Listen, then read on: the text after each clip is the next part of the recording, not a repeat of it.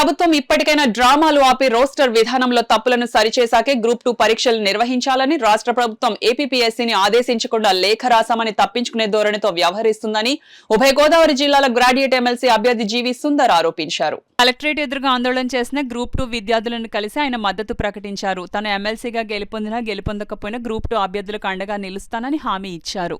Morning exam ఇటువంటి పరిస్థితుల్లో రాయగలరా? ఇంత ఇన్స్టెబిలిటీ ఎందుకు? ఇంత గొడవ ఎందుకు చేయాలి? ప్రభుత్వాన్ని ఆలోచించమన్నారు.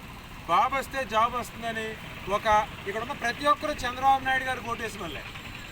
ఆయన వస్తే ఏదో మంచి చేస్తాడు అనుకున్నాం, కానీ నగ్గిన తర్వాత వాళ్ళ ఎమ్మెల్సీ చిరంజీవి గారే కదా అందరికన్నా ముందు బయటకు వచ్చి రోస్టర్లో ఇబ్బందులు ఉన్నాయి, రోస్టర్లో తప్పులు ఉన్నాయని చెప్పింది. నగ్గిన తర్వాత ఆ విషయం మర్చిపోతే అలాగా? నేను వైజాగ్లో వెళ్ళి అడిగితే నాకు గుర్తు చేయాలి కదా అని అడుగుతున్నాడు. ఎందుకు సార్ గుర్తు చేయాలి? మీరు జీతం తీసుకోవట్లే, ప్రభుత్వం సొమ్ముతో మీరు జీతం తీసుకుంటున్నారు కదా, ఏం పని చేయడానికి? రాస్టర్ పాయింట్లో తప్పు ఉందని చెప్పి ఎమ్మెల్సీకి గెలిచిన తర్వాత ఇంతవరకు తీసుకొచ్చి లోకేష్ గారికి చెప్తున్నాడు. ఇందాక నేను చూశాను, ప్రభుత్వం ఏపీపీఎస్సీకి రికమెండ్ చేసిందంట. ఎవరిని సార్ పిచ్చోళ్ళు చేయడానికి? మేమందరం చదువుకుని ఉన్నాం, మేమందరం గ్రాడ్యుయేట్సే. ఏపీపీఎస్సీ ప్రభుత్వంలో భాగం కాదా? మీరు ఒక బలి పశువుని ఎదుర్కొంటారు. నిన్న చిరంజీవి గారు మాట్లాడినప్పుడే నాకు అర్థమైంది. ఒక బలి పశువుని ఎదుర్కొంటున్నారు, అది ఏపీపీఎస్సీని బలి పశువుని చేద్దాం అనుకున్నారు. మీరు ఏపీపీఎస్సీ చైర్మన్ ఎవరిని అపాయింట్ చేశారు? ప్రభుత్వం కాదా అపాయింట్ చేసింది? మీరు ఏపీపీఎస్సీని ఆదేశించండి, ఆదేశించి ఎగ్జామ్ పోస్ట్ పోన్ చేయమనండి. ఎందుకంటే ఏ ఒక్కరు ఇందులో ఉన్నారు, ఏ ఒక్కరు కోర్టుకు వెళ్ళినా కానీ ఖచ్చితంగా నోటిఫికేషన్ క్యాన్సిల్ అయ్యే అవకాశం ఉంది. కాబట్టి మీరు రాస్టర్లో తప్పుల్ని సరిదిద్ది ఎగ్జామ్కి వెళ్ళండి. ఇక్కడ ఉన్న వాళ్ళందరూ అదే కోరుకుంటున్నారు. కాబట్టి ఖచ్చితంగా రాష్ట్రంలో ఉన్న తప్పుల్ని మార్చి అప్పుడు ఎగ్జామ్కి వెళ్ళండి. దాని ద్వారా అందరం కూడా బెనిఫిట్ పొందుతాం.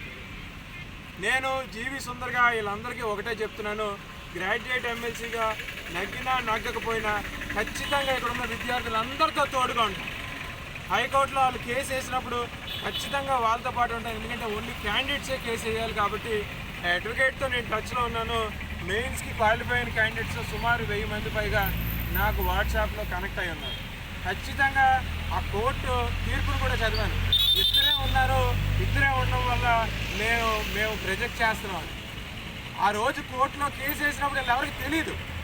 తెలుసుంటే ఇద్దరు కాదు, ఒక 50,000 మంది మినిమమ్ అందులో ఇంక్లూడ్ అవ్వదు. ఒక పుస్తకం ఉండేది వీళ్ళ పేర్లన్నీ రాయాలంటే.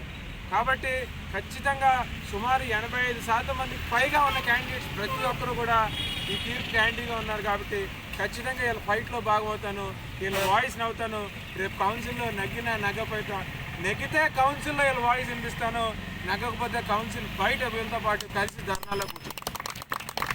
ఖచ్చితంగా ఇది సుప్రీంకోర్టు వెళ్ళైనా కానీ ఇది సుప్రీంకోర్టు యొక్క తీర్పుకి వ్యతిరేకంగా ఉంది. కాబట్టి జీవో నెంబర్ 77 కూడా ఇది వ్యతిరేకంగా ఉంది. కాబట్టి ఖచ్చితంగా ఇక్కడున్న విద్యార్థులందరితో పాటు కలిసి నడుస్తానని ఈ సందర్భంగా మీ అందరికీ